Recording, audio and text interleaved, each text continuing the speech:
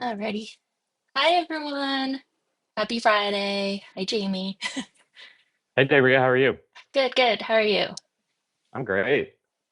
Thank you Been all for raining for joining like in. 5 days straight here in Charlotte, so I hope we're finally at the end of it. I know. I'm checking the chat, and there's a couple of people from France, actually. I see someone from Latvia, Tennessee, Canada. That's really cool. Love it. Yeah. Thank you all for joining. This is a new initiative for us at Lexar.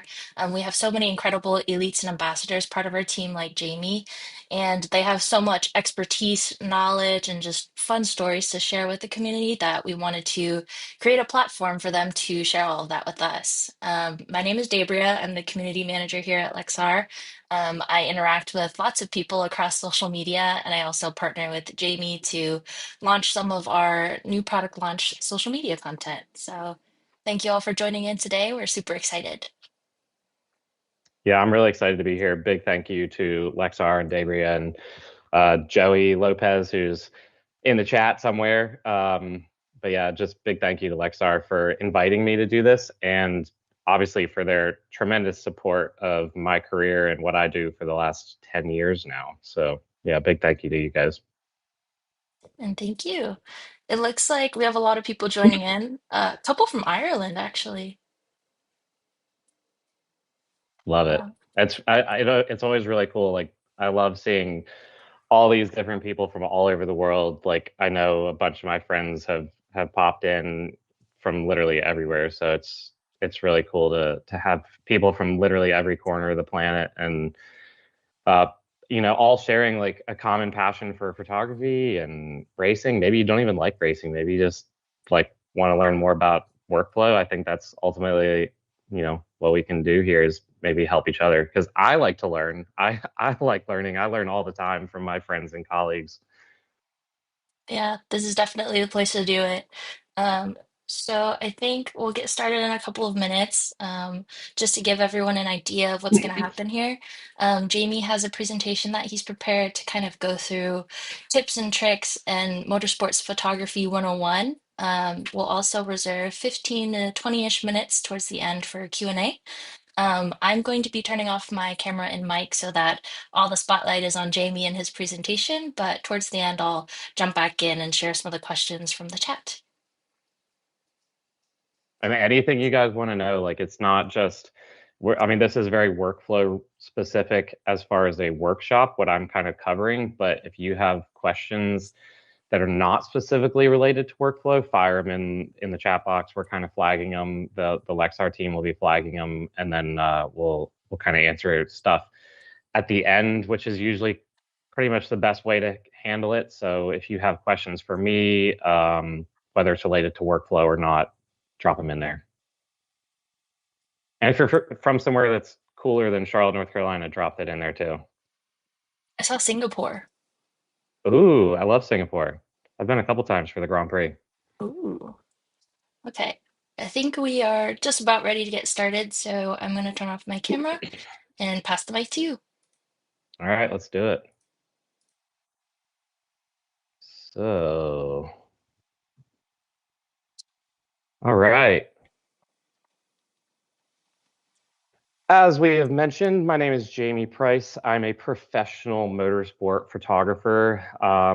I've kind of got a little bit of a slide to kind of show some of the progression of my career and where I started, where I've been, where I'm going, all that good stuff. But I'm very, obviously, like I said, I'm very thankful to Lexar for their tremendous support and what they've offered me over the last several years, not just in, bringing me on for workshops like this, but also, helping me have the best memory cards in the business. And, a lot of what I do is very heavy with image taking, obviously. Like, I cover Formula One races, which was an easy hour and a half on a Sunday afternoon somewhere in the world, but we could basically fit almost the entire Formula One season inside of the 24 hours of Daytona, which happens at the end of January, and definitely the entire Formula One season within the first two races of the IMSA WeatherTech season, which is the 24 hours of Daytona in January, and then add to it the 12 hours of Sebring in March. So I'm really putting a lot of wear and tear on my cameras it's really it's not an easy job. Anybody that's ever done what I do or tried to take pictures trackside at some of these events, it's a lot of fun, but it's not easy. It's very long days. It's really an abuse on you and your gear. Um, at Daytona this past year in January, I was awake for almost 39 hours without a nap at all. And that's basically working for almost all of it. I think I was probably working for about 36 of those 39-ish hours. So, it's really a lot of just wear and tear on your gear, and it's a lot of different times of day, and you get a lot of different weather and all that fun stuff that I love about it because none of it is a controlled environment. I have no control over anything. I can't control, when the driver jumps out and how excited he is. I can't control the light. I can't control the racing action. I have only the only control I have is where I stand myself, which direction I point my lenses in, and what settings I use. And then what I do with those pictures afterward, you have the control there. But I'm very, very thankful to have Lexar supporting me throughout this entire journey that I have. Being able to go out trackside with a bunch of memory cards in my memory card wallet is, it's a big sigh of relief that I don't have to worry about that. Um, but yeah, so here's a little bit of my career as kind of going back to the very beginning. I was given my first camera in 2008 when I turned 21 years old. So I'm I've done this for a while. This is not my first rodeo. I've been very thankful to have some incredible clients, work with some incredible drivers over the years, from Formula One drivers to some amazing F1 Academy drivers to some of the best sports car and endurance drivers in the world. I'm very, very thankful to have a career that I love, and I love the people that I get to work with. It's just so much fun to be able to do this for a living. So when I think back and look back on myself at like that first year that I was taking pictures, obviously I wasn't even really getting paid necessarily. I kind of started doing college sports when I was a sophomore in college. I went to Center College in Danville, Kentucky. It's a very small liberal arts school. I was also a collegiate swimmer for all 4 years. So I would take my camera and I basically like would take the kit lens that came with my camera and I would go to some of these like sporting events, whether it was swimming or it was soccer or football or basketball, just some of the stuff that was happening on campus. And I kind of figured out how to monetize it a little bit. I would, sell pictures of my athlete friends. I would put it on Facebook, which was very early days of Facebook at the time. And I would put up a picture and tag them, and then their parents would see this picture and they would go, "Oh my gosh, I love this picture of Susie you took. Can we get a digital copy or a print copy?" And I would sell it to them for 50 or 75 bucks. And, you do that enough times and you can kind of start to upgrade your gear. So I slowly started to upgrade my gear.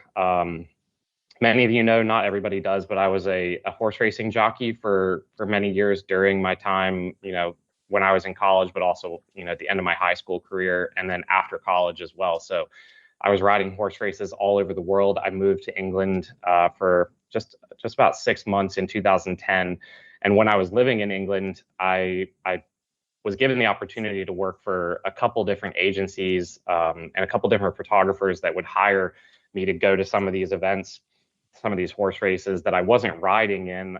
I might have known some of the horses that were running in the race, or I was, know the jockeys, I would know the trainers and all those different people that work at different levels of horse racing. And I was able to work a couple of them. And one of them was the Beecher Chase, which is a really famous race that happens in November at Aintree.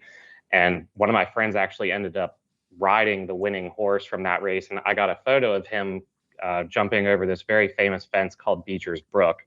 So for any of you that are horse racing nuts, Beecher's Brook is one of the most famous jumps in all of racing. And I got this very cool picture of my friend Sam Twiston Davis, who was riding a horse. He jumped this incredible jump. It's like a 10-foot drop on the other side of it. And it's just a really cool picture. And I happened to be there for this agency that gave me the access to be out trackside at this race. And they sold that picture and paid me for it to the Racing Post, which is basically the New York Times of horse racing. So that was my first cover photo back in 2010. Straight to the top of the horse racing.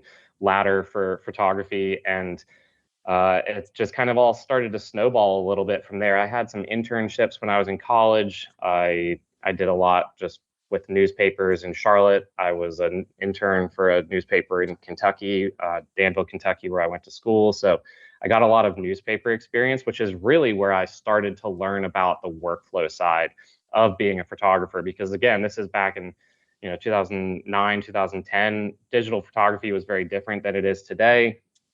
The cameras were, the file sizes were a lot smaller than they are today. You're shooting, 3, 5 frames per second. That was kind of like the max at the time. So it's a very different world today, but that's where I really started to learn about workflow, and I got to work with an incredible photo editor named Bert Fox at the Charlotte Observer, and he taught me so much about going through my own pictures and figuring out which pictures stood out, and I was able to really like take what I learned at the Charlotte Observer in 2009 and then really apply it and keep applying it all the way to today. So it's been a fun journey.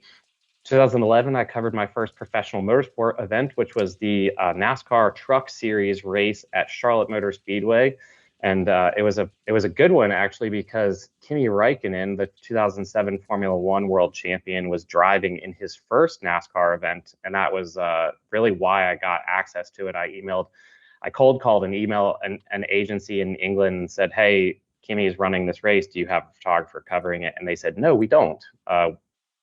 Could we see your portfolio?" And so I kind of sent them the portfolio of images that I had accumulated over the years, just covering horse racing, but also some of the motorsport events that I had covered that were lower level stuff. I'd covered ALMS, a little bit of Grand Am. I'd covered lawnmower racing, track day events, lots of different things. And so they were like, "Yep, you look like you can know what you're doing here." So they got me credentials, and I covered Kimi Räikkönen's first truck race, which was a lot of fun. Um, and then kind of just moving along, you just meet people, you get to work with a lot of people. I got to work with Getty Images team covering a little bit more NASCAR in 2011 and 2012.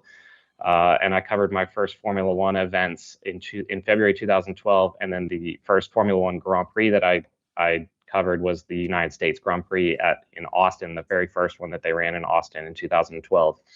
So it really, like, I was very thankful to meet some incredible people. And things from there, I kind of just got more and more opportunities just from meeting more amazing and incredible people along the way. I started as the series photographer for Lamborghini Super Trofeo in 2013, which is a title that I still have today. I've covered over 120 of our races that we've had for Super Trofeo. I've honestly stopped counting at this point. But what you'll notice is in 2014, I became a professional photographer. So everything up until 2014, I was either doing on the side. I was doing it on the side. I was an alarm salesman from 2000, basically 2011, January 2011 to 2014. So I was selling burglar alarms and fire alarms, working as a customer care representative and salesman for a local alarm company here in Charlotte.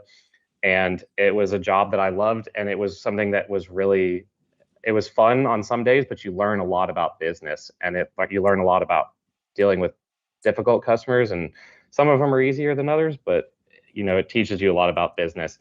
But in 2014, I kind of decided the alarm stuff was taking away from what I was doing with photography, and the photography was taking away from what I was doing at the alarm company. And it was harder and harder to get time off.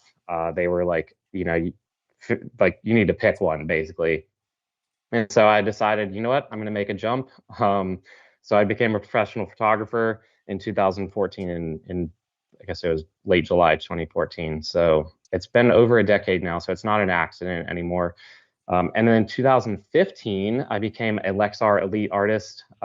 Joey told me earlier what the exact title was back then. I honestly can't even remember what it was. But basically, the Lexar program had an ambassador program, which I'm still part of today. Very, very thankful to Lexar for their support for these last 10 years, because 10-year relationship with any company is not it's not something to be taken lightly. So I really take my relationship with Lexar very seriously, and I'm very thankful for everything that they've given me over those 10 years. 2019, I submitted a portfolio to the National Motorsports Press Association and won the Motorsport Photographer of the Year. And since then, it's basically been downhill in my career. It's kind of been a slide down. Like I actually do tell people that I kind of peaked in 2019. It was a lot of fun. I had a great year. I made some pictures I'm really proud of. Some of the pictures I'm most proud of in my career were from 2019. But obviously, I still make pictures that I'm proud of today. But I feel like 2019 was a really fun year that I back on very fondly. Yeah, and then 2021, if those of you that follow me on Instagram, you know that I've started a workshop series called Paddock Focus with my good friend Drew Gibson, who's an incredible photographer based in the UK. He travels all over the world with World Endurance Championship. But yeah, that's kind of like the highlights of my career. But I've been very, very, very fortunate to work with some incredible brands. This isn't even everything. I kind of sometimes lose track of some of the amazing brands that I've worked with. Some of them big, some of them small, but these are the highlights. Obviously, Lamborghini being one that I've worked with for over 12 years now, going back to 2013. I've worked with Ford, I've worked with Ferrari, Porsche, Aston Martin, Toyota Gazoo Racing, Acura, Bentley, Coinbase, Puma, Goodyear, Mobil One, Motul, Valvoline, a bunch of different Formula One teams that have renamed and rebranded. And then last but not least, I've been the staff photographer at QC Exclusive Magazine, which is a local Charlotte magazine in my hometown of Charlotte, North Carolina, for over basically since 2014 was when they offered me a full-time position that helped me transition out of my job as an alarm salesman. And I still do work with QC Exclusive. I still am their staff photographer. I do a lot of food photography. I do a lot of portraiture. It's not stuff like this that I share with the world, but I do a lot of photography that is not related to cars and motorsport because I got to make a living, got to pay the bills, all that fun stuff. Got to figure out how to go on vacations and save for retirement one day. Not that I'm thinking about that too much right now, but you got to have all that stuff that helps me earn a good living.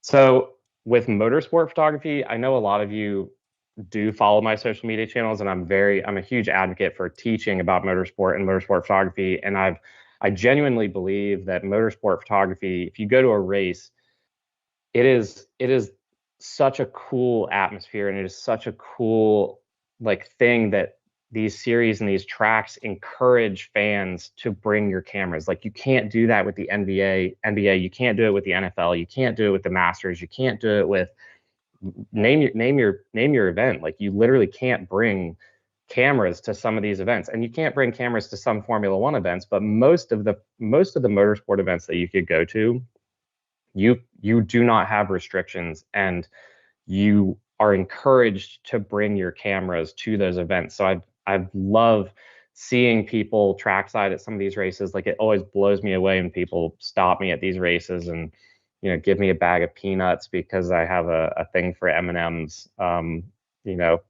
Peanut M&Ms and all that. Like they just come up and shake your hand and say thank you for educating people about motorsport photography or just sharing some tips and tricks. So it's really an amazing community that motorsport photography has. And then there's obviously the professional photographers that I work alongside, which I strongly believe are some of the best all-around sports photographers in the world, because motorsport photography isn't just one type of photo. It is every type of photo. I always tell people during the Roar testing weekend for the IMSA WeatherTech series in January, on that one 4-day weekend from Thursday to Sunday, I'm doing studio shots, I'm doing product photography, I'm doing candid photography, I'm doing like lit cars, like basically not in a studio, but an environmental static photo of a car sitting at Daytona or in the paddock or the garage area.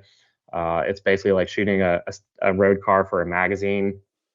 And then you have to do the motorsport photography, which is all inclusive of doing slow shutter speeds, fast shutter speeds, artsy stuff, really boring stuff, because at the end of the day, what keeps these teams, on track is the sponsors, because without the sponsors, then, that team or that car is just out there for fun.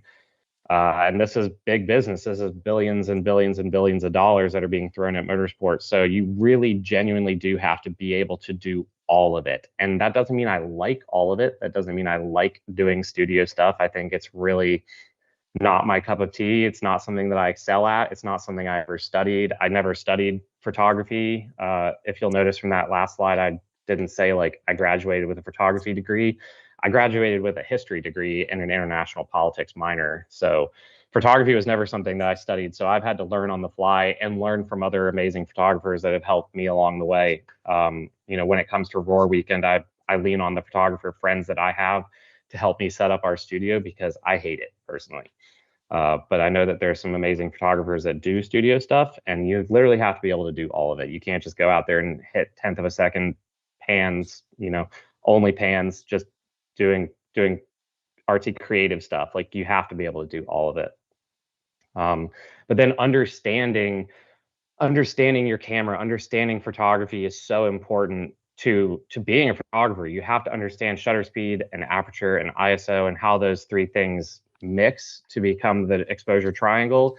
You have lens choice. Camera choice is pretty much irrelevant. I'm a big proponent of like I could go out there with $100 camera from 2008 that I found on eBay and make some pretty cool pictures. But if I put pro lenses on them, you're going to be able to do a lot more with it than you could putting a kit lens on my fully mirrorless latest and greatest $7,000 camera that I use now. So understanding photography, understanding light is so important in understanding just how to make a cool picture, how to make a picture that my clients want, what they want to use. It's a lot, and I'm learning every single day. I know everybody that goes out trackside or goes on any kind of photo shoot, you're learning every single day. Yeah. And then choosing your track carefully, choose your corner carefully. What I mean by that is if you're going out there as a fan, expecting to be able to make amazing pictures as a fan in Monaco, you're going to struggle. But if you went to Daytona or Sebring as a fan, or Road America or Laguna Seca or Watkins Glen, or some of the like Brands Hatch, if you're in the UK, like there's some incredible tracks in the UK and Europe and Asia that you don't have to work that hard to make amazing pictures. But then there's other tracks where you're going to have to work at it to make an interesting, cool picture. Like I don't want to throw any tracks under the bus, but there's some of them that are just not fun to work at, and it really makes you work for it just to be creative. And then adding to that, when you go to those tracks, not every corner is cool. Like it might be the coolest corner in the world for the drivers, but it sucks for photography. Like it just doesn't translate to being a cool picture for a photo. And you know, it's you have to choose your corner carefully. Some of the times, like when you go to some of these tracks, you just can't even get to some of those corners because there's literally no way to get out there, or it's a red zone. Yeah, you have to choose your corners carefully when you're going out there, when you're doing, photography as a fan. Not every part of the track is amazing. So really understanding photography, understanding the track, understanding your limitations with what lenses you have, and your experience level is important as well. And then not only that, what does your client want? If you have clients, what does your client need? I'm very thankful to have some incredible clients, but they all need something different. And that is okay by me, but it takes an open working relationship with the people that I'm, engaging with and working with to kind of understand what they want from me, what they need from me photographically. Like they know not out there doing video for them, and they know that I'm not out there doing static, like, road car type parked on track shots. They need to know what they're going to get from me. And there's a lot of different photographers they could have hired that maybe have a different look. And if they want that different look, like, kind of go chase what you want. But a lot of it comes down to having that open line of communication with your clients. And then organizing your day to deliver on those needs really comes back down to what we're about to talk about with workflow, being able to make sure that I can deliver those pictures when they need them, based on the communication that we've had as a client photographer. So, if they're expecting me to deliver pictures within, minutes or, half an hour kind of thing, like I need to know that because that changes how I plan my day. I had kind of, without going into too much detail, I had a nightmare experience with a client this year at the Rolex 24. It was one of the most frustrating experiences I've ever had. And really, it came down to client expectations not being communicated. and what we had agreed to previous to the race changed dramatically during the race. So that's something that you kind of have to work through, and I've really leaned back on some of my experience doing alarm sales and customer care to help me through that. Anybody that was in the media center with me kind of knows that story. But yeah, and then the last piece of advice I have, if you're not there as a working photographer, you're not there with credentials, you don't have a client, pretend you have a client. That is one of the best ways to get yourself out there, to really show what you're capable of. Like, go to a race weekend. Let's say you're at the IMSA WeatherTech race, or you're going to be at VIR or Indianapolis, or Petit Le Mans at the end of the year. Those IMSA WeatherTech races are a great chance to pretend that you have a client. You don't have to be working for Wayne Taylor Racing. I am working for Wayne Taylor Racing, but you can go out there and you can pretend that Wayne Taylor Racing is your client. So that means go around the garage area and get some shots of the mechanics working. Go around during the autograph session and get some shots of Ricky and Jordan and Louis and Philippe like signing autographs, and get some nice candids of them. And then do the on track stuff too. And don't just sit in one spot all day long. You have at Petit Le Mans, you have 10 hours. So go play, walk, walk miles and miles and miles. Pretend you have a client, and it is a great way to practice what they're going to expect from you. Basically, you have to come back from each race weekend essentially with an entirely new portfolio, which can seem daunting, but at the same time, it's a fun challenge as well. So that's a piece of advice I always give people that I got when I was starting, is pretend like you have a client. Even if you don't have a client, pretend like you have one, because it's a great way to figure out how much work this actually is, but also to push yourself into, understanding what it's like to be a working photographer. And part of that is the workflow. And obviously, the biggest part of my workflow is having these Lexar memory cards. And memory cards are so important. Like, I've never understood why people are so cheap with memory cards. Like, I'm not just saying this as a Lexar ambassador. It is so important because you are spending thousands and thousands and thousands of dollars on your cameras and your lenses. But then when it comes to the memory cards, you're like, oh, I'll just go to CVS and get the cheapest thing that they have. Like, that's, you spend all that money to make pretty pictures and have that quality, but then you're going to buy the cheapest thing to have the camera read and write to it. Like, that makes no sense to me. And at the end of the day, the memory card is about the cheapest thing you're going to be spending money on, and it's kind of the most important thing you're going to be spending money on. So the worst thing you can have is memory cards that you don't trust, but also not have enough space on them. So if you're going out to Petit Le Mans, for example, again, you got 10 hours, you might fill up that memory card. So I always travel around. I have a bunch of memory cards that I've always had. I've always used them. Even before I was working with Lexar, I've always had multiple memory cards. With Getty Images, we used to have an entire memory card wallet full, like piles of these things that we would just have, and we would fill them up, and then we would hand it off to a runner, and they would disappear with them, and you never see the pictures or your memory card again. But then you'd get more of them back from somebody else. Now I travel around with my own memory card wallet, but it's so important. And these are the two memory cards that I particularly use. I have the Gold series and the Diamond series, the new Lexar Type B 4.0 cards. They are insane. I mean, the read and write speeds, even in the past, I mean, Davey could probably say it better, but like in the past year, the read and write speeds have basically doubled, if I'm not mistaken. So that is incredible technology. And why does the read and write speed matter? Well, when it comes down to it, I'm having to sit down at my desk and ingest these pictures that I've been taking for the last hour, 2 hours, 4 hours, however long I've been trackside. Those pictures have to get ingested to, my computer, and then offloaded and then dealt with. So the slower that happens, the longer I'm going to be sitting there waiting for my cards to ingest. And then I'm just not out there working for my clients. And that's never a good place to be. So having the best and the fastest memory cards and readers is really important, especially if you're doing this professionally. It's just one of those things that it's not worth skimping on And I've never understood it. But yeah, and make sure you have backup memory cards. I'll always be shooting in my cameras. I have dual slots, so I have a primary slot and then I have a second slot that is backup. So I can shoot to both of those slots, and I know that if for some reason I have an issue, that I know that I'll have a backup, uh, and I don't have to worry about missing pictures, missing half the race, missing an entire race, missing a big photo shoot in the studio that you can't redo. Like you don't get these chances back. You don't get the time with the drivers back.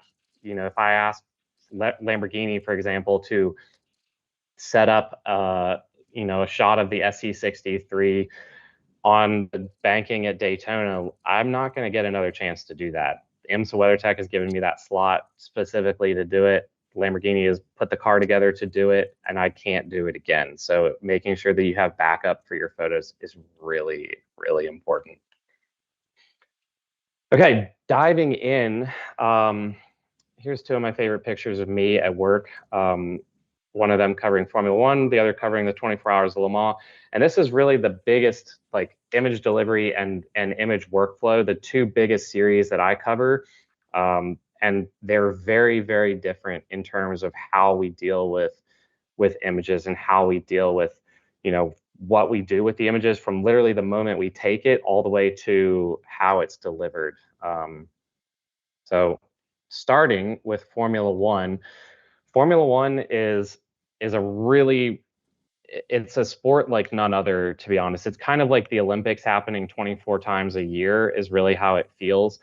And I know it's like cliche to say that, but when you look back at the Summer Olympics or the Winter Olympics, when a driver or when a Usain Bolt or some one of the amazing gymnasts does a triple vaulted backflip, that picture is on the internet with newspapers and wire services within seconds because they're doing the exact same thing that we're doing in Formula One, which is basically sending live from our camera. So you have multiple people working for an agency. There's not very many people in Formula One that work by themselves, working only for themselves with their own set of clients.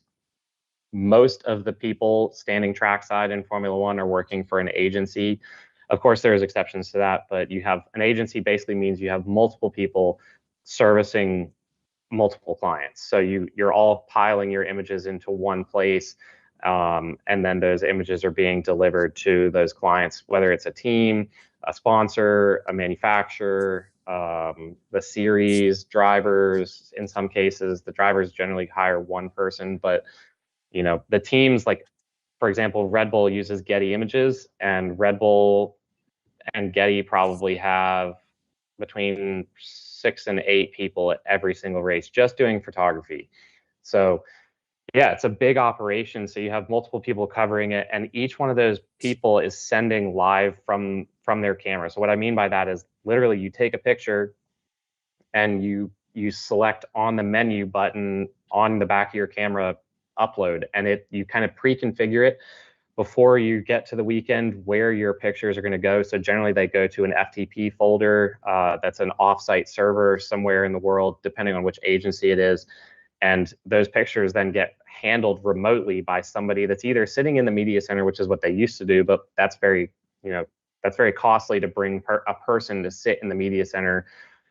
It was kind of a thing that was happening like 7 to 10 years ago, kind of, where you'd have somebody sitting in the media center dealing with pictures that were coming in, and those pictures were being sent from their photographer's trackside.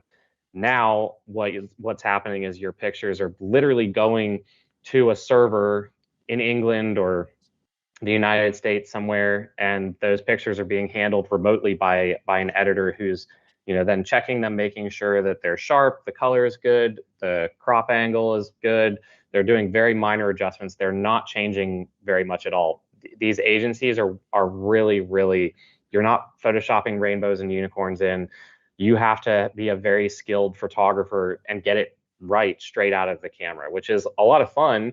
But it puts a lot of pressure on you as the photographer, because when you're going back through your pictures on the back of your camera while cars are going past you, you don't have a lot of time. You don't really have a lot of like ability to just sit and stare at the back of your camera and be like, oh, well, maybe I could make this one a little bit nicer, but now I can't because it's got to go straight to somebody else to deal with. Like, you need that picture to be, if you wanted to shoot it as a silhouette, you had better have shot it as a silhouette, underexposed, stop down the aperture, whatever it is. You need to make that picture what you wanted it to be before you send it off, because they're not going to have time to deal with your picture on top of the other 8 people that are standing there. The picture on the right, that's the legend Clive Rose, and he is one of the Getty photographers and a good friend of mine. And he's just an amazing photographer, but he's one of 8 people working for Getty, which is, they have quite a few clients out there, but Red Bull being one of the biggest ones. And you can't, if you're an editor and you're getting pictures from 8 people, it can be very, very overwhelming. So, you, as a photographer, you need to make sure that you're doing all the things that I talked about in the previous slide about making sure your shutter speed, aperture, ISO, sharpness, color, is all where it needs to be, because the editor is sitting somewhere at a desk. If it's 1 p.m. in Miami, it's going to be 7 p.m. in England, and if it's Singapore, it's going to be even later than that. So, they work remote hours. It's very, very challenging stuff. But I say all that to say it's really weird because I'm not ever really touching my pictures, the stuff that ends up going to some of these clients. Like, I never even see it or touch it really unless I want to, and I'll ingest them at the end of the day.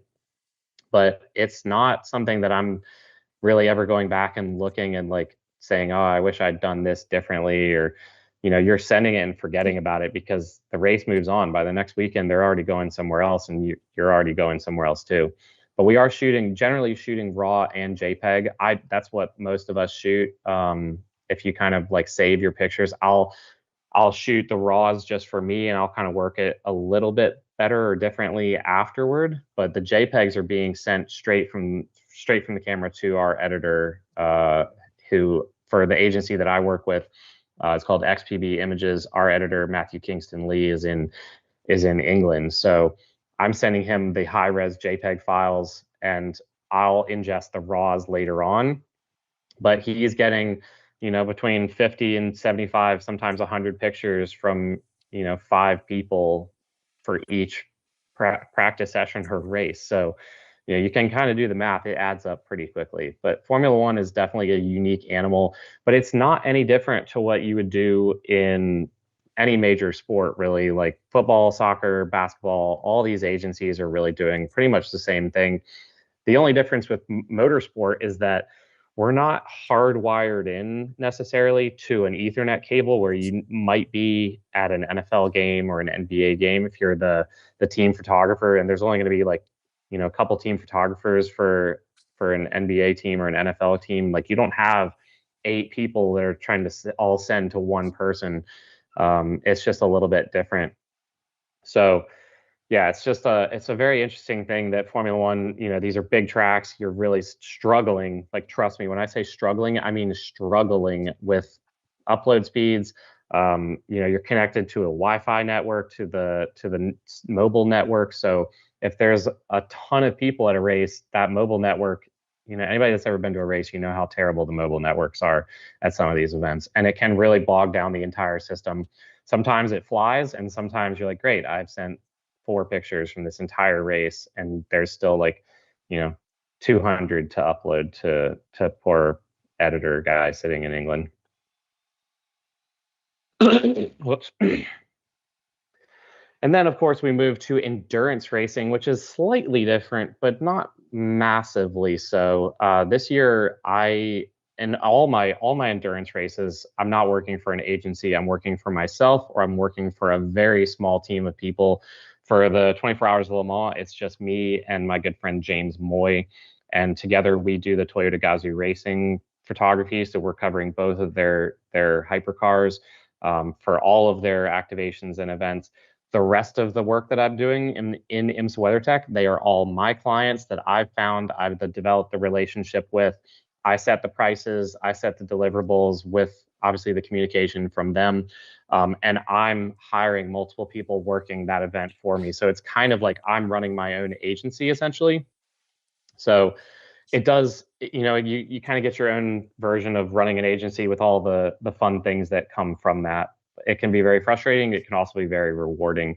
So yeah, but we are, a lot of what I'm doing, I'm able to send crash damage for my clients. The clients that really matter, the clients that are paying enough for me to really like offer this service, they do utilize it. And what I mean by, I'm sending crash damage, Right Motorsport, which is the car that's on the right here, this is their F1 movie livery, but normally it would be a green car, a green Porsche with a yellow stripe down the front of it. They are one of the ones that does ask me quite regularly, hey, we need a shot of the right rocker, the left rocker, the splitter, the diffuser, some part of the car, the dive plane. They'll ask to see part of the car, and it's really important because they're running a race and they need to know if they need to run it to make a pit stop or not. So they'll say, hey, we need a shot of the dive plane on the left side.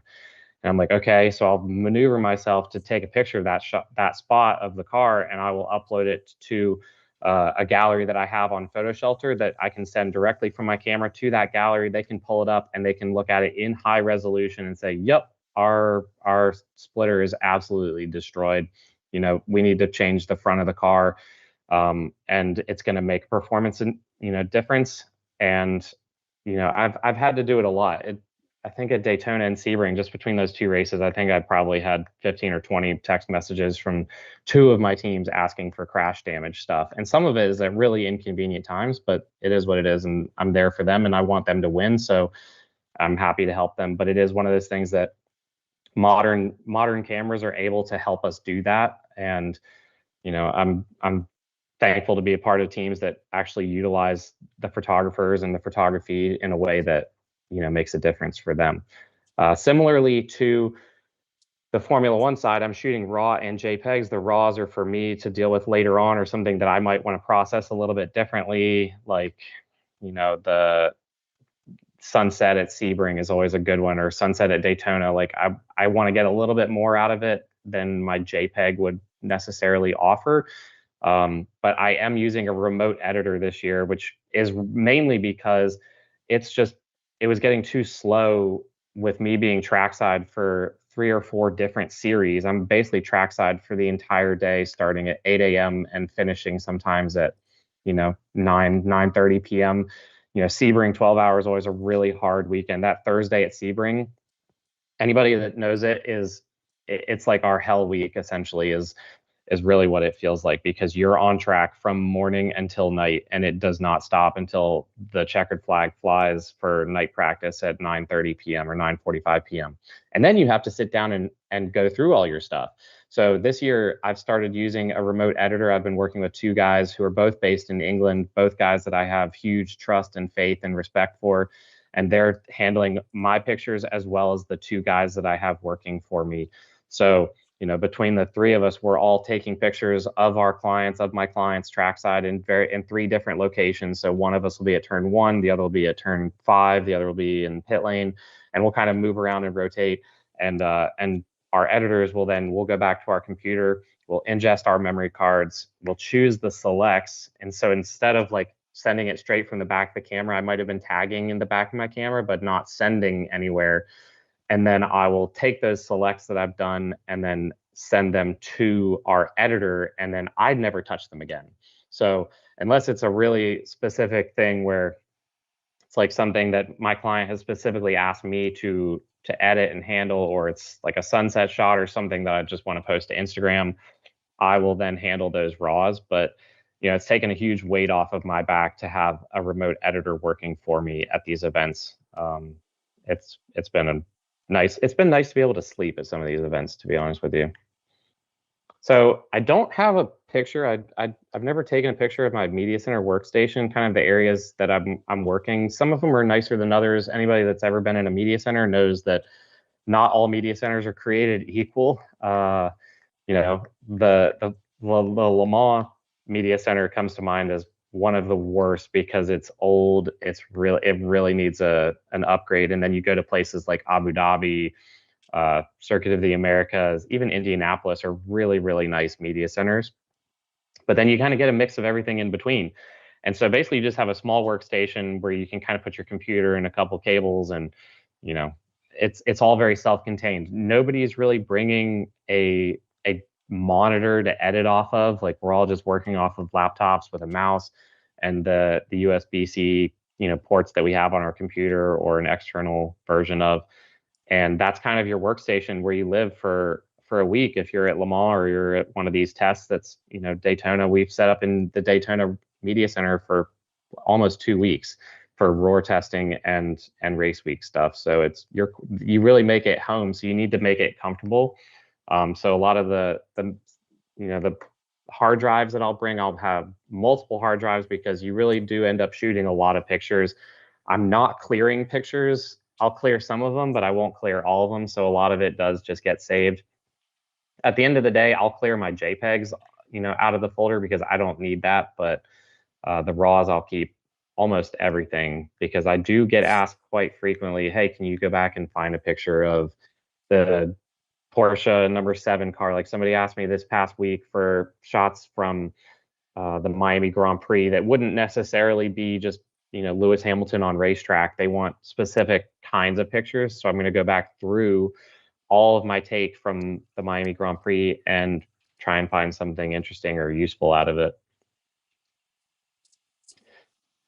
So I'm going to kind of do a live version of what my workflow looks like or the tagging version. So, when I import to my computer, when I ingest my card to my computer, it's pulling up all of the pictures that I took. And let's see if I can get it to work. Come on. There we go. Hopefully that works. Let me know, Debris, if it doesn't look good. But so this is kind of basically my full set from the Road America race this past Sunday, and I've not cleared anything out of it. And we had some pretty mediocre weather, but you can see I took 10,615 pictures from the beginning of the day to the end of the day, and that's inclusive of a Super Trofeo race. That's inclusive of the grid, a couple assignments I had at the beginning of the morning, all that stuff. It really does add up. I do shoot a lot, sometimes more than some people, but definitely not as much as other people do. So what I'm kind of looking at specifically, this is that's a great one to start with. Nice job, Jamie. Nice and sharp there. But this is the Road America basically the Corvette bridge. So they're coming up from turn 5. If you've ever been to Road America, turn 5 is down here. They're basically coming into turn 6. It's a pretty uphill. You have fans in the background, you have trees. It's just a nice shot. And then you also have this kind of cool thing that happens where the cars go under the bridge and you get a little bit of like shadow play. It's a lot of fun to play with. Unfortunately, there was a bunch of Canadian wildfires raging somewhere in Ontario, and the smoke and smog was really, really bad. So the air quality was horrific. And even though it was a bright, beautiful, sunny day, it looked really cloudy. So you really didn't have that exaggerated definition of the cars being bright sunshine. Like I know it looks okay here, but I'm telling you, if you came back on a normal Road America day where there's not smog, this would have been a very different photo where the cars basically go under. You can see the shadow right there. It would have been almost black exposed at this shutter speed and aperture and ISO. That would have been almost black, but it's very diffused on this particular day. So I'm kind of going through and just looking at, that looks good. I'm using color tagging. If those of you that don't know, this is a program called Photo Mechanic. And what it does is you're looking at basically all of the pictures that you took, and you can go through them. It's pulling, even with the raw files, it's pulling the JPEG preview that you shoot. And every raw file has a JPEG that's embedded in the picture. So it's looking at that picture, little embedded JPEG preview. It can be just a small one, and it kind of shows you what your picture would look like as a JPEG. And then, I can then import and adjust the RAWs if I want to. So I'm just kind of going through and looking like, some of them are better than others. It's all kind of relative. You're just kind of a little bit motor driving them as they come up the hill here. It's hard to follow which clients are mine. They're kind of buried in traffic. Some of them might have their nose stuffed up somebody's butt, like the Wright Motorsport car here. I never really got a great clean shot of it. That's okay. And I'll just try and find the spots that I want to shoot from. And then where I really like lean on this stuff isn't just where I'm doing this type of photography. It's really the slow shutter speed panning. So, I found a spot here at Road America as they go into turn 5 down, one of the long stretches. If you're familiar with Road America, the Sargento Bridge is off to my right here. And I'm just kind of figuring where the car is going to be. I'm listening for it. And then as soon as I can see it come into view, I'm just going to follow it, pan with it. I'm at a 30th of a second shutter speed, which isn't that slow. Aperture f11, ISO 32, which is, basically that's as low as it goes, on a 70 to 200 millimeter lens at 80 millimeters.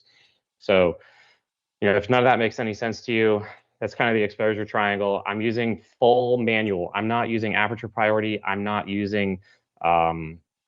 I'm not using shutter priority. I'm choosing every single setting because I want to make sure that this exposure is what I want it to be. Not exposed when it hits like this type of stuff because I can't even see the car anymore. It's just overexposed on these leaves. I want this. I want that exposure on this car. So I'm fully manual exposure. And I'm also not using autofocus, which is a real key point here that most motorsport photographers, I know this is always like a wild thing to say, and I get a lot of kickback on Instagram and TikTok and even YouTube. It's like, well, you need autofocus to do motorsport photography. You do not need autofocus to do motorsport photography. This type of shot that I just showed you, I could set the focus point to be right here, and I just wait for this car to come to that spot and click, boom. You do not need autofocus. I'm using autofocus in this particular shot because I want to make sure that I got all of my clients sharp, and I want to make sure I got all of them, everybody coming under the bridge here. A couple different options vertically and horizontally, but I do not use autofocus for a shot like this. I'm going to set the autofocus basically on the track over here or maybe on the wall. And at aperture f11, the depth of field is massive. Like it's going to be over 150 feet. Like you could probably do the math on it. It's a big depth of field that you're working with. So anything between here and way over here behind this car is going to be sharp. So you don't have to be exact. That's why a lot of people are like, well, why wouldn't you, just slap a bunch of ND filters and shoot at f2.8 and keep your aperture nice and low, because that just makes your job harder trying to shoot something like this. Because if your depth of field is basically only the racetrack, it just gets harder as the car is coming towards you over here and farther away from you over here. So it is really challenging to like do that. So I don't stack ND filters to get a crazy, you know, shallow depth of field. I'd actually rather it be a much deeper depth of field. The downside is if you have a dirty sensor, you're going to see every sensor spot on your sensor. So I try and keep my sensors pretty clean. But like this is nice and sharp. I mean, you're looking at this is a raw untouched file. I haven't sharpened this at all. And if anybody can find a sharper shot of a WeatherTech #3 logo on a Corvette, feel free to let me know. But I nailed that one. But then as you go, not every shot is perfect. Like I can't even see the car anymore, so I'm just still following it. And then I just kind of roll through the pictures as I have my clients coming at me. It's kind of important to keep them kind of figure out where they are in the field. I didn't even get a picture of the 10 or the 40, which is not great for me. But fortunately, with car racing, you get lots of chances at it. So they'll come back around again, and I know that I got something down the road. Got the Dragon Speed car, got the Dex 45 car right here, and then I got another one right here. It's nice and sharp on the Dex logo, and then I lose it. And once the car kind of goes past a certain spot, I know that it's not even like worth continuing it. Slow shutter speed shots like this are challenging. Like you're dealing with, especially when you're shooting through stuff, like the leaves move, like it was windy and you're trying to shoot between different leaves, and every single shot is different. Every single time the car goes past me, the shot is different because the point where the shutter is open, like this is a car that's moving through space and time. And so at a 30th or 13th of a second now, I've slowed the shutter speed down from a 30th to a 13th. That car has moved. I mean, somebody can probably do the math for me, but if the car is doing 180 miles an hour at a 13th of a second, that car is probably moved ish about 75 or 50 or 75 feet or something like that. So you're following the car as it's going past, and you're trying to keep the car perfectly like in alignment with your lens and your camera. And that's what we call panning. But it's not easy. It takes practice. But every single time you take a picture, it's going to be different. So, that car, I'm going to maybe hit this leaf patch next or this leaf patch next lap. Like it's just different every single lap. So you kind of stand there for a little while and figure out what works and what doesn't. Um, this one's not quite sharp enough for me to really like call it a win. So, but that one is, and that one is, but then you don't see as much of the car and the logos, but it still counts enough. So I could save it and see if it's worth saving down the road or not.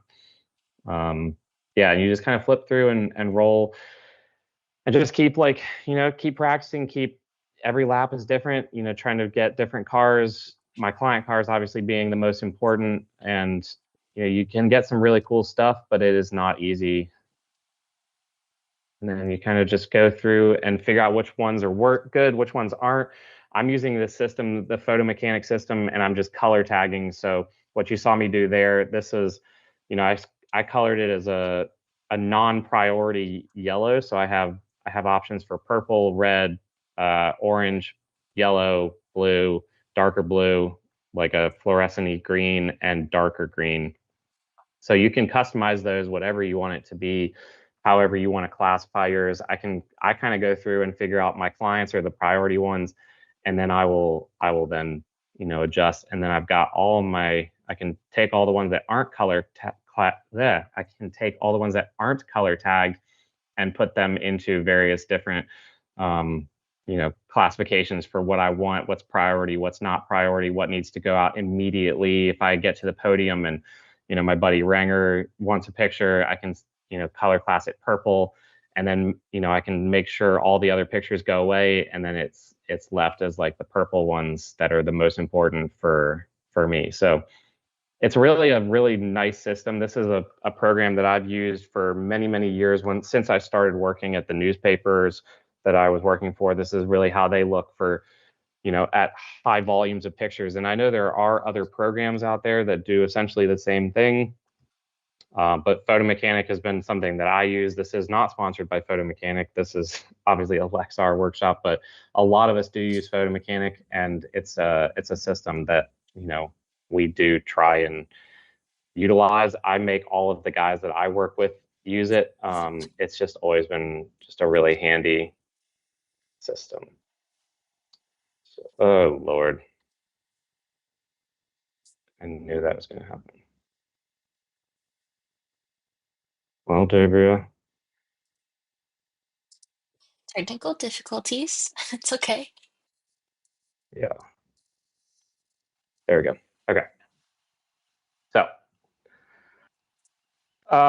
yeah, so I'm kind of taking my selects, and then I'll upload my selected JPEGs to our editor in England, and everything looks good for him, and then he puts them in the folders where they need to go.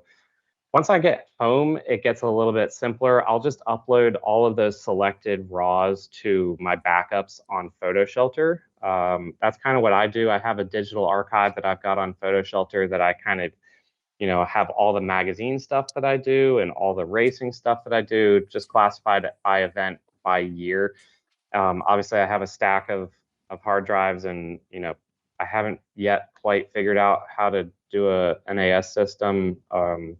I would love somebody to help me with that if somebody is interested, but it's kind of a little bit above the amount of time that I have to throw at it right now. But I've got all my backups, and I kind of figure out, I kind of deal with everything, each event per event.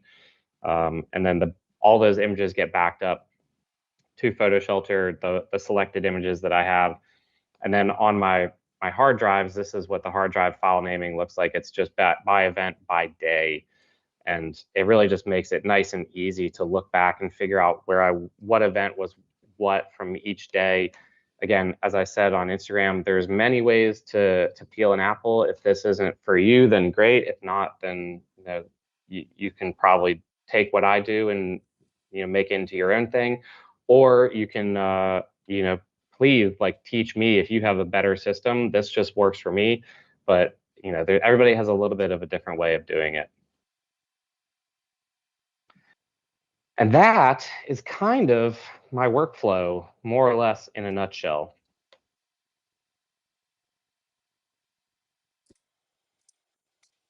So if there's any Awesome. questions you guys have had over the course of this, please feel free to fire them in. Yeah, I can stop sharing my screen and just go to me if that works. I have a couple of questions I've collected throughout the presentation, but if you guys have any other questions that maybe Jamie hasn't touched on yet, or if you're just thinking of them now, please drop them in the chat. Um, a few that I've collected. This one from Will says, do you keep your work visually fresh while also managing the pressure of delivering to multiple clients on tight deadlines, especially during back-to-back race weekends? Yeah, it's hard. It's challenging. It's not easy because our brain is a muscle. And when you're trying to be creative, it takes that muscle being fresh. Like, the more tired you are, the harder it is to be creative. And so when you're tired from event after event after event after event, and then you also have, a 24-hour race where you're literally awake for 38 hours or something like that, it's exhausting in ways that it's really hard to explain to people. It feels like you're drunk is really the best way to describe doing an endurance race. And so at the end of an endurance race, you're just trying to survive, honestly. You're taking kind of not boring photos, but I know I can tell that my creativity and my lack of ability to just get up off my butt and go somewhere interesting trackside or somewhere that's really far away is much, much less. And so, at the end, I had a stretch of races where I was basically like 10 in a row this year, from April to June, and I had a 24-hour race, the 24 hours of Le Mans. In that, it's hard. It's really hard. So I'm very thankful that having an editor has helped with that a little bit. Um, but yeah, you try and keep it fresh. You try and do stuff that's new and different. But to be honest with you, like sometimes the clients want the meat and potatoes. Like they just want to see. Like I posted an Instagram reel today, and I got a couple of comments where people are like, "Well, why are there so many photographers standing all together in one spot?" I can tell you why, because every single person that's out there is working for somebody different, and a lot of those clients want that meat and potatoes shot of the 24 hours of Le Mans start, and that's what they want. They want that shot. You can go out into the forest and do a very creative shot, but it's not going to be. It's going to look like a practice shot. It's going to look like you had some racing action in practice. So it's hard. Is the short answer. Kind of along the similar line, PH3 Photo Video asks, is horizon lines and side angles more of a desire from the brands you work for, or more artistic personal content and a preference to snag? It depends on the shot. It depends on the client.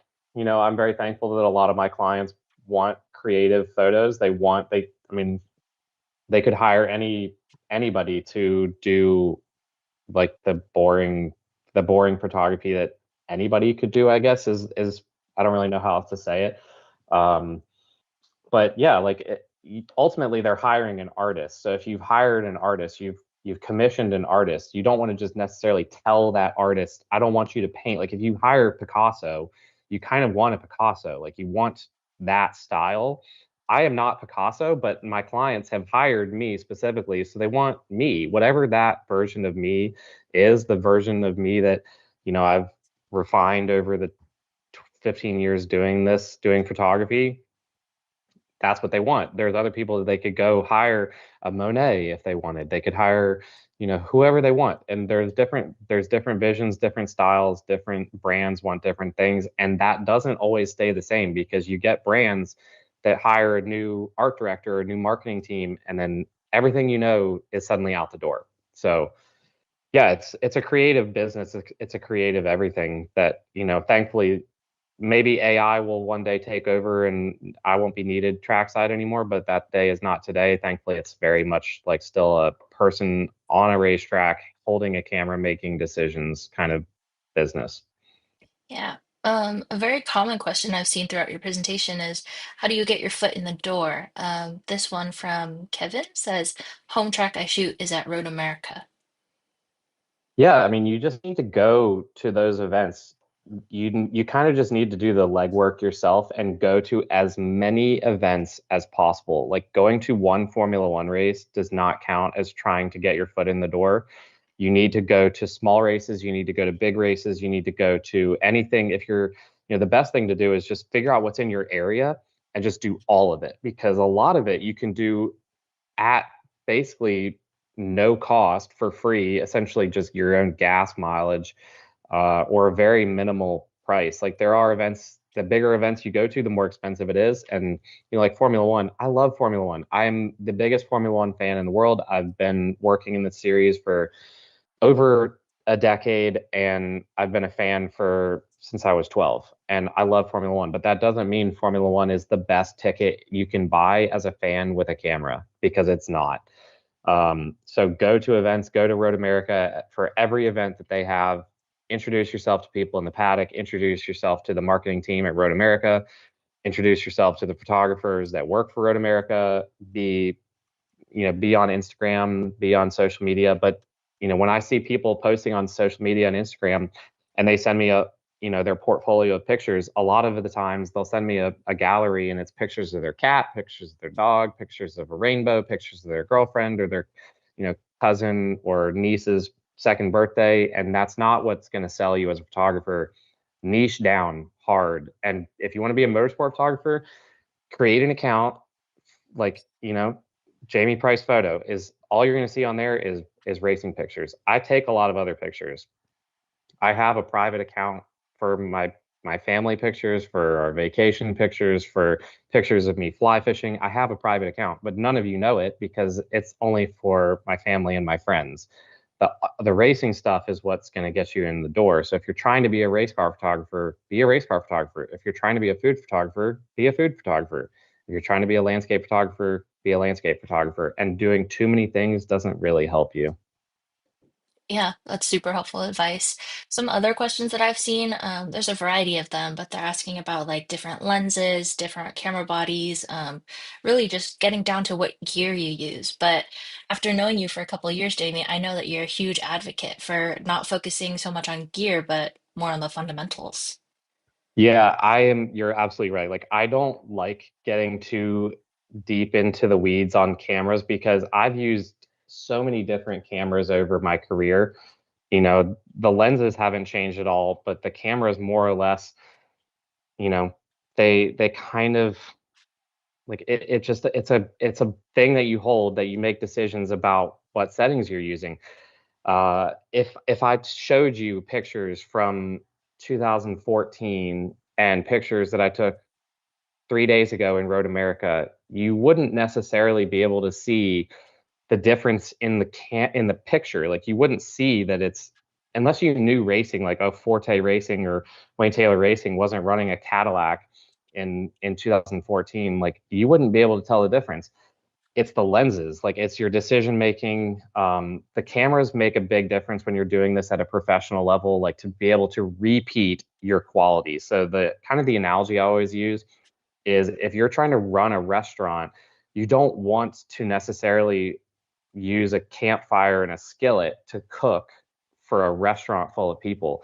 But that doesn't mean that a really skilled chef can't cook an amazing meal on a campfire and a skillet because they're using the same principles. They're just scaling it up for a restaurant with ovens and all that stuff. That's essentially the analogy is that I'm scaled up to be able to repeat these pictures week in, week out, day in, day out for every single client that's asking me for it. Um, but you could go to Road America or Wisconsin or to Laguna Seca or to Silverstone or Circuit of the Americas with a very basic kit, like a very basic kit, and you could make amazing pictures. I've seen some amazing pictures taken on iPhones. Like my friend Camden Thrasher used to do. I hate that he doesn't do it anymore, but he used to do an amazing gallery at the end of the year only from his iPhone, and that was like a 2012, 13, 14 iPhone. So whatever iPhone that is, like iPhone 3 or 4, whatever it was. And his pictures were like, you see this stuff and you're like, that is an incredible picture. But it was made on the oldest iPhone that you could probably even buy right now. And it's not about the camera, it's about the decisions you're making. That's crazy to think about someone just like having their career on a phone. Yeah, I mean, like I've really enjoyed shoot. For those of you that follow me, I've really enjoyed shooting on the NASCAR cameras, and they are very simple. There is no shutter speeds. There's no changing anything. It is literally a film camera that I just choose where I'm pointing it and what I'm pointing it at. And some of the pictures out of it are really fun and nice, and I'm proud of them. That's awesome. I think we have time for one last question. I saw someone ask, do you take inspiration from other industries outside of motorsports? Yeah, 100%. I love seeing, like, I follow so many different photographers and artists and filmmakers and there's some incredible, like, not just motorsport photographers, like, you know fashion photographers. One of my favorite follows, just business wise but also camera, like, just photography wise, is Chris Burkard. He used to be a surf photographer in California, and now I believe he lives in Iceland. But Chris is like, I've always resonated with what Chris has to say from a business side, but also, just really love his pictures too. And it's all landscapes and surfing and cycling and stuff like that. But I watched the Tour de France as much as I could, having two kids, and I loved seeing all the Tour de France pictures coming out of that event. And you see incredible photographers making absolutely beautiful images from an event that I don't think I'll probably ever be able to cover. And it's completely different to car racing in almost every way, but their pictures are beautiful. So yeah, absolutely. Like, I love seeing, getting inspired by different photographers, different artists, movie directors. Like, it's a fun part of being a creative. A creative is, it's not just motorsport that I'm looking at. Like, I love seeing all of it. Yeah, that's kind of the crucial part of community and why we're so grateful to have you here, Jamie, and grateful to everyone who joined today. I think that's all the time we have today. We got a lot of questions though, so I'm sure we'll be in touch with you, Jamie, to get a way to answer some of those questions from our audience. I'm Um, here. Thank you again to everyone who joined. Be sure to follow Jamie on socials if you aren't already. I'm sure you are if you're here. Be sure to follow the Lexar accounts as well and check out our website because we do have some more of Jamie's photos on our website and we'll work on some blogs so that you can get some more education from him. Um, Thanks again, everyone, and hope you all have a great weekend. Thanks, Dabria. Thanks, Jamie. Bye.